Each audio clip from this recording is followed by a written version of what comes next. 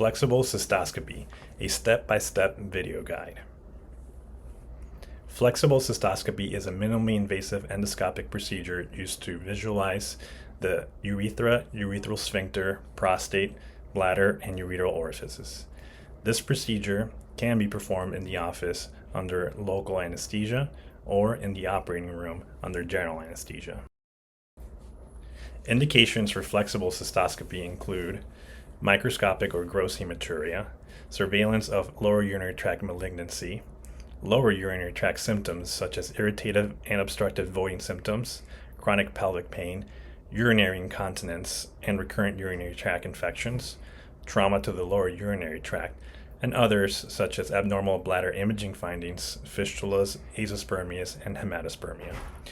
Contraindications include an active urinary tract infection or severe discomfort and pain during an office procedure.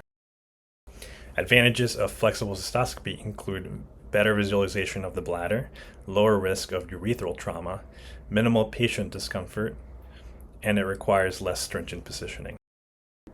Equipment and supplies include the following: iodine and sterile gloves, flexible cystoscope, lubricating jelly, adjustable port seal, bladder irrigation tubing, light source, drapes and gown, as well as a monitor and normal saline. In the operating room, patients are positioned in a dorsal lithotomy position using stirrups with the pelvis rested at the edge of the operating table. Males can also be done supine.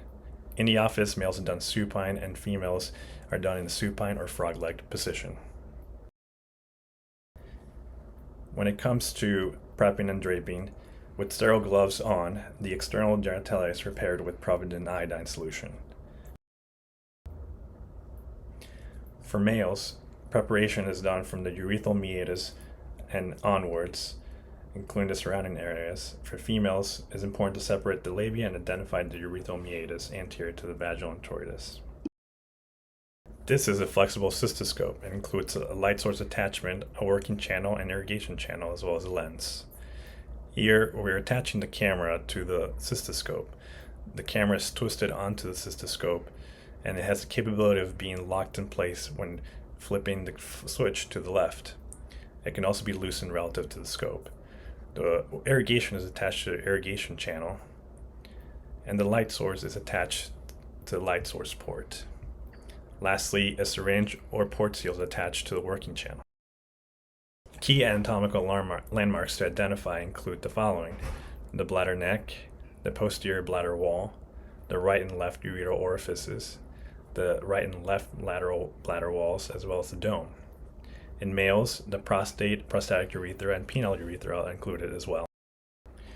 Considerations to take when it comes to inserting the scope include: in females, separate the labia to identify the urethral meatus and insert the lubricated scope under direct visualization.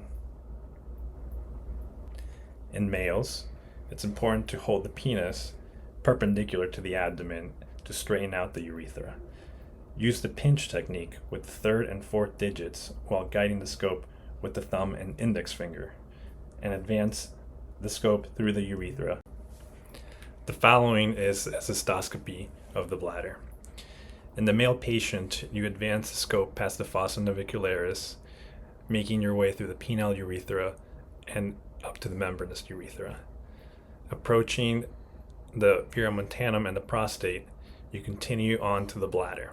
It's best to examine the prostate at the conclusion of the cystoscopy. Initially, the 12 o'clock position is taken and the dome of the bladder is examined. A systematic approach is then taken where the wrist is turned a few degrees to examine the 1 o'clock, 2 o'clock, and 3 o'clock positions of the bladder. The cystoscope is withdrawn to the bladder neck at each position to get a full view of the bladder wall. This is then repeated on the right lateral bladder wall to look along the 11, 10, and 9 o'clock positions in the bladder. Care is taken to withdraw the cystoscope back to the bladder neck to get a full view of the arc of the bladder. Next, we return to the 12 o'clock position and withdraw the scope to the bladder neck. we look down to the 6 o'clock position to look for the interureteral ridge. We move to look at the left ureteral orifice and then follow the ridge to the right ureteral orifice. It's important to note not to over-distend the bladder during cystoscopy by keeping your inflow off. Next, we retroflex the scope to look at the bladder neck as well as any hypertrophy of the median lobe. Lastly, we observe the prostate for any signs of obstruction. We turn our inflow on and withdraw the scope, taking note of the hypertrophy of any prostatic lobes as well as the length of the prostatic urethra. We conclude the cystoscopy by withdrawing the scope through the penile urethra. Special consideration is needed for the female urethra due to its short length. The cystoscope is withdrawn with the inflow turned fully on to fully examine the length of the urethra. Similar steps are followed for office cystoscopies. The penis is prepped and local anesthesia is applied through 2% lidocaine jelly. The lubricated tip of the cystoscope is inserted in the penis, and as the scope is advanced, the patient is asked to take slow, deep breaths, especially as the sphincter is traversed.